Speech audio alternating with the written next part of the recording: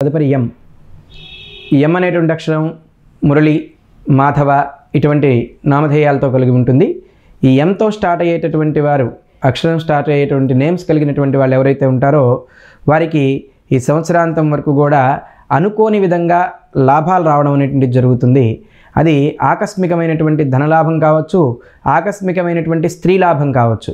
ఏ రకంగానైనా సరే వీరికి అనుకూలమైనటువంటి వాతావరణం ఈ సంవత్సరం ధనం విషయంలోనూ స్త్రీల విషయంలోనూ కనబడుతోంది. ప్రశాంతమైనటువంటి వాతావరణం ఉంటుంది.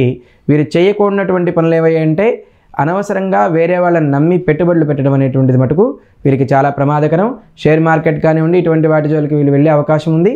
కనుక అటువంటి వాటికి వెళ్లకుండా ఉండడం చేత సుఖవంతమైనటువంటి జీవనం సాగిస్తారు. ప్రశాంతంగా ఉండడం అనేటువంటిది జరుగుతుంది.